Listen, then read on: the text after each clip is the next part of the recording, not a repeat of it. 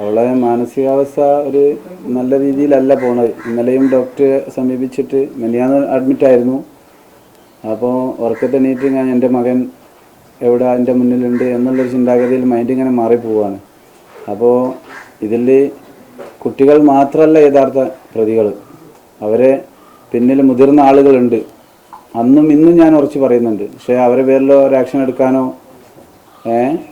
ഇത്രയും തെളിവുകളൊക്കെ അവരെ പേരിലുണ്ട്, യാതൊരുവിധ ഇതും ഉണ്ടായിട്ടില്ല. അതുകൊണ്ട് മുഖ്യമന്ത്രി നേരിട്ട് കണ്ട് കാര്യങ്ങൾ അവതരിപ്പിക്കണം. ഇവളെ കാര്യങ്ങൾ ഇവളെ തന്നെ നിർബന്ധപ്രകാരമാണ് നമ്മളിപ്പോൾ ഇത് ചോദിച്ച് വാങ്ങിക്കുന്നത്. കണ്ടു കഴിഞ്ഞിട്ട് നീതി കിട്ടണം നമുക്ക്. അതുകൊണ്ട് മാത്രമാണ് ഇപ്പോൾ പറഞ്ഞിട്ടുള്ളത്. ഇതുവരെ ഉള്ളത് സാറ് പറഞ്ഞത് കുഴപ്പമൊന്നുമില്ല, റെഡിയിലാണ് പോകണമെന്നില്ല. പക്ഷേ ഒരു കാരണവശാൽ അവർ സ്വാധീനിക്കാൻ സാധ്യതയുണ്ട് നമ്മൾ പുറത്തുനിന്ന് കേൾക്കുന്നുണ്ട്. ആ സ്വാധീനം ഉണ്ടാവാൻ പാടില്ല. ഇതൊരു രക്ഷിതാവിനും ഇനി ഒരു അമ്മക്കും അച്ഛനും ഒരു കുട്ടിക്കും ഉണ്ടാവാൻ പാടില്ല. അതുകൊണ്ട് മുന്നോട്ടുള്ള നടപടിക്രമങ്ങൾ വളരെ ശ്രദ്ധയോടെ, അതായത് കുറ്റവാളികൾ കൊച്ചുകുട്ടികൾ, അതായത് പോലെ ഈ പേരൻസ് മാത്രമല്ല, ഈ കുട്ടികൾ മാത്രമല്ല ഉള്ളത്, ഇതിൽ മുതിർന്ന ആളുകളെ കൈയുണ്ട്. അത് നോക്കി നിന്ന ആളുകൾ, പല ആളുകളും പറയുന്നുണ്ട് എന്നെ ഫോൺ ചെയ്തിരിക്കുന്ന ഒരു രക്ഷിതാവ്.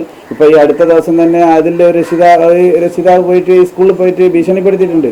അതായത് കൊച്ചുകുട്ടിയോട്, ആ കുട്ടി കാരാടി സ്കൂളിൽ പഠിക്കുന്നുണ്ട്, ആ സ്കൂളിലത്തെ ടീച്ചേഴ്സിനെയും മാഷിനെയൊക്കെ പോയി ചീത്ത പറഞ്ഞ് ഭീഷണിപ്പെടുത്തിയിട്ടുണ്ട്. അതായത് ആ കുട്ടിയോട് ചോദിച്ച് നിൻ്റെ ജ്യേഷ്ഠനല്ലേ ഇതിൽ പ്രതി.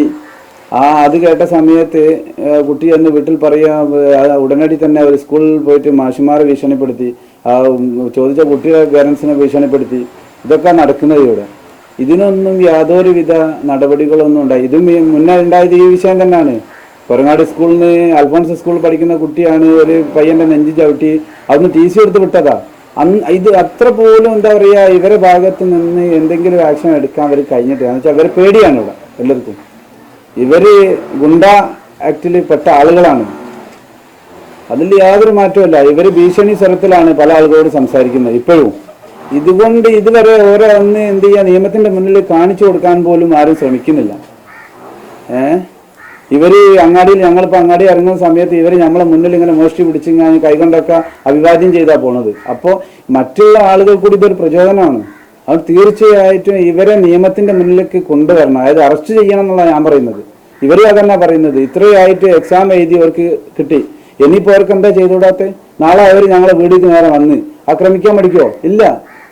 അതുകൊണ്ട് ഇവരെ എത്രയും പെട്ടെന്ന് എന്താ ചെയ്യേണ്ടത് വെച്ചാൽ അറസ്റ്റ് ചെയ്ത് ഞാൻ ഉള്ളിലാക്കണം, എന്നിട്ട് തെളിവെടുക്കട്ടെ, എന്നാലേ ഇത് നടക്കൂ.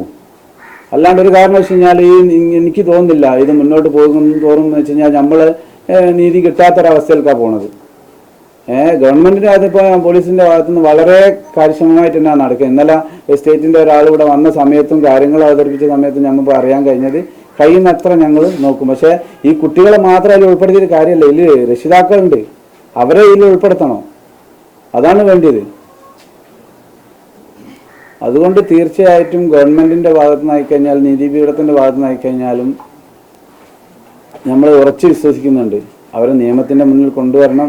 മറ്റുള്ള ഒരു ആളുകൾക്ക്, അതായത് ഒരു അച്ഛനമ്മമാർക്ക് ഇങ്ങനത്തെ ഒരു അവസ്ഥ ഉണ്ടാകാൻ പാടില്ല. ഞാൻ എൻ്റെ കുടുംബം തകർന്നു, ഇവൾ മൈൻഡ് റെഡിയല്ല, ഇവൾ ഓരോ ദിവസം തോറും താളം തെറ്റിക്കൊണ്ടിരിക്കുക. എന്നാൽ കോളേജിലെ ഡോക്ടർ ഇവിടെ വന്ന് സംസാരിച്ച സമയത്ത് നിങ്ങൾ എത്രയും പെട്ടെന്ന് അങ്ങോട്ട് കൊണ്ടുപോകും, ഈ സ്റ്റേജിൽ എങ്ങനെ കൊണ്ടുപോകും? ഒരു വയസ്സായ കുട്ടിയില്ലേ? ഇത് ആരും അറിയുന്നുണ്ടോ? ഇവർ അങ്ങാടിയിൽ എന്തെങ്കിലും വെല്ലുവിളിക്കുന്ന രീതിയിൽ കൈയൊക്കെ അഭിവാദ്യം ചെയ്ത് മറ്റുള്ള ആളുകൾ ഇതിൻ്റെ ആൾക്കാരാണെന്നാണ് ചോദിക്കുന്നത്. ഇത് ഞങ്ങൾ പള്ളിയിൽ ഇന്നലെ വെള്ളിയാഴ്ചയാണ്, ഞങ്ങൾക്ക് പ്രാർത്ഥനയ്ക്ക് പോകണം. ആ സമയത്തൊക്കെ വെച്ചാൽ ഇവർ ചിരിച്ചും കാഞ്ഞ് എന്താ പറയുക, അതൊക്കെ കാണുന്നവരെ നമുക്കുള്ളൊരു മനസ്സുണ്ടല്ലോ, നമ്മൾ തകരുകയാണ് ചെയ്യുന്നത്. ഇവന്റെ കയ്യിൽ നിന്നാണ് നെഞ്ചക്ക് എന്ന് പറഞ്ഞ സാധനം വീട്ടിൽ പോയിട്ട് പിടിക്കുന്നത്. എന്തുകൊണ്ട് ഇവനെ അറസ്റ്റ് ചെയ്യാൻ കഴിയുന്നില്ല? ഇത് ബാൻ ചെയ്ത മുതലാന്നുള്ള അറിയാന്നാണ്, എന്തുകൊണ്ട് അറസ്റ്റ് ചെയ്യുന്നില്ല? അപ്പൊ ഇത് കയ്യിൽ വെച്ച് കഴിഞ്ഞാൽ തന്നെ വിഷയം ഉണ്ടെന്ന് അറിയുന്നതാണ്. നിയമത്തിന്റെ ഭാഗത്തുനിന്നൊന്നും ഇല്ലേ? അപ്പം സാധാരണക്കാരായ പാവങ്ങളായ ആളുകൾക്കൂടെ ജീവിക്കണ്ടേ?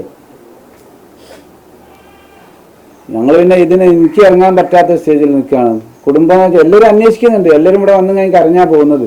ഇവിടെ സ്റ്റേജിൽ നിന്ന് രാത്രിയാകുമ്പോൾ ഞങ്ങൾ തൊട്ടടുത്ത ഹോസ്പിറ്റലിലേക്ക് കൊണ്ടുപോവുക. ഇത് കാണിക്കാൻ വേണ്ടിയിട്ട് പല ഭാഗത്തു നിന്ന് ആളുകൾ വന്നും കാഞ്ഞ് ഇവിടുന്ന് നമ്മളെ അവസ്ഥ കണ്ടും കാഞ്ഞ് കരഞ്ഞു പോവുക. ഫോൺ ചെയ്യുന്ന സമയത്ത് ചില ഫോൺ കോൾ എടുക്കാൻ കഴിയുന്നത് എടുക്കണ്ടെന്ന് പറഞ്ഞത് എന്താ വെച്ച് കഴിഞ്ഞാൽ ഓരോ സങ്കടവും നമ്മൾ ഒരു കരച്ചിലും കഴിക്കുന്ന സമയത്ത് ഒന്നുകൂടി ഉണ്ടാകുക വൈലന്റ് ആകുക, കുട്ടീനെ നോക്കുന്നില്ല. ഇത് ഓരറിയുന്നുണ്ടോ? ഓരിപ്പോൾ പറയുന്നത് എന്താ, ഒന്ന് പോയി അതില്ല പ്രശ്നമല്ല, അങ്ങ് മയങ്ങിപ്പോവും അല്ലെ അത് മാഞ്ഞു പോകുന്നു. അതല്ലല്ലോ, നമുക്കിതൊന്നും തീരാ ഒരു ദുഃഖമായിരുന്നു. നമ്മൾ ഇതിപ്പോൾ മറ്റുള്ള 3 കുട്ടികളുണ്ട്, അവരെ പോറ്റണമെങ്കിൽ എന്ത് ചെയ്യണം? ഇവള് ലെവലിൽ നിൽക്കണം, ഇവൾ ലെവലാവുന്നുള്ള എന്നാൽ ഡോക്ടർ എത്രയും പെട്ടെന്ന് കോളേജിൽ എത്തിക്കണം എന്ന് പറയുന്നത്. അപ്പൊ എന്ത് ചെയ്യൂ? ഇനി ഇത് തുടരാതിരിക്കാൻ വേണ്ടിയിട്ടാണ് നമ്മൾ ഇത്രയും കാര്യങ്ങൾ ഇവിടെ പറയുന്നത്. ഒരാൾക്കും ഇത് വരാൻ പാടില്ല. ഇത് വേദന അനുഭവിച്ച ഒരാൾക്ക് മാത്രമേ ഇത് പറയാൻ കഴിയൂ. അതുകൊണ്ട് ഇതിന് എന്തായി കഴിഞ്ഞാൽ ഒരു തുടർ നടപടി എന്നുള്ള കണ്ടീഷനിൽ മുതിർന്ന ആളുകളുണ്ട്, അവരെ നിയമത്തിന്റെ മുന്നിൽ എന്നാലേ ഇത് എന്ത് ചെയ്യും നമ്മൾ തടയാൻ കഴിയും. അത്രമാത്രം എനിക്ക് പറയാനുള്ളത്.